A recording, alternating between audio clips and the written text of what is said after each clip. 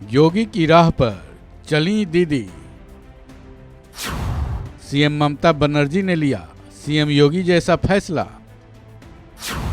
क्या है मामला और क्या है वो फैसला? पश्चिम बंगाल की सीएम ममता बनर्जी बीजेपी को अपने निशाने पर लगातार रखती हैं।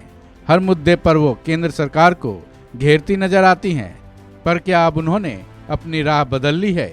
क्या वो बीजेपी के विचारों के साथ दिख रही हैं? क्योंकि उन्होंने बंगाल हिंसा पर काबू पाने के लिए और उसके आरोपियों पर कार्रवाई करने के लिए जिस फैसले का ऐलान किया है वो तो बिल्कुल बीजेपी वाला ही है। या यूँ कहें कि ये फैसला यूपी के सीएम योगी आदित्यनाथ वाला ही है। यूपी में हिंसा पर काबू पाने के लिए योगी आदित्यनाथ ने जिस फार्मूले को अपनाया था वही फार्मूला अब उन्होंने अपनाया है। तो क्या ये कहा जाए कि ममता बनर्जी योगी की राह पर चल पड़ी हैं?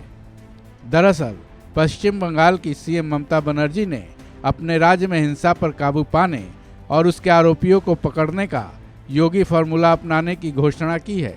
उन्होंने ये फैसला किया है कि पश्चिम बंगाल के हुगली में रामनवमी के मौके पर हुई हिंसा के जिम्मेदारों की पहचान की जाएगी। उसके बाद उनकी संपत्ति को जब्त किया जाएगा। उसके बाद उस संपत्ति की कानून के मुताबिक नीलामी की जाएगी। फिर जो भी रकम आएगी उससे हिंसा पीड़ितों की मदद की जाएगी। इस फैसले की जानकारी देते हुए ममता बनर्जी ने कहा कि इस विधानसभा के पिछले सेशन में ही इसे पास किया गया था।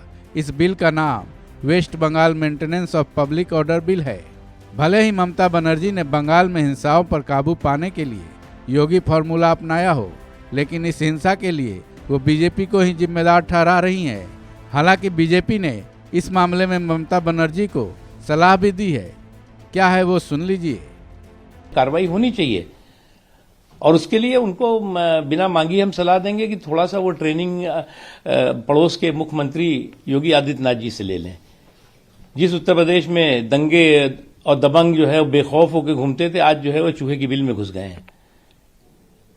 चाहे वो पश्चिम बंगाल हो चाहे बिहार हो, अफसोस की बात है कि ये तमाम लोग जो है अपने आप को सेकुलरिज्म का सियासी सूरमा कहलाते हैं, लेकिन इनके चेहरे पे कमनल कलंक है और फिर भी जो है वो सेकुलर सर्टिफिकेट लेके घूम रहे हैं। वहीं बीजेपी को इन दंगों के लिए जिम्मेदार ठहराते हुए ममता बनर्जी ने सवाल भी किया है। उनका सवाल ये है कि ऐसी घटनाएं 1 से 2 दिनों में खत्म क्यों नहीं हो जाती हैं? ये 5 दिनों तक कैसे चलती रहती हैं? साथ ही उनका सवाल ये भी है कि ये हिंसाएं अल्पसंख्यकों के मोहल्ले या फिर उसके आसपास ही क्यों होती है? इन सभी सवालों के साथ उन्होंने दावा भी किया है कि ये हिंसा 6 अप्रैल तक जारी रह सकती है, क्योंकि शायद बीजेपी की स्थापना दिवस को लेकर इसकी प्लानिंग की गई है। फिर भी सच क्या है और इन दंगों के असली जिम्मेदार कौन है, ये तो पूरी जांच के बाद ही सामने आ पाएगा। इस खबर में बस इतना ही। बाकी अपडेट्स के लिए जुड़े रहिए वन इंडिया हिंदी के साथ।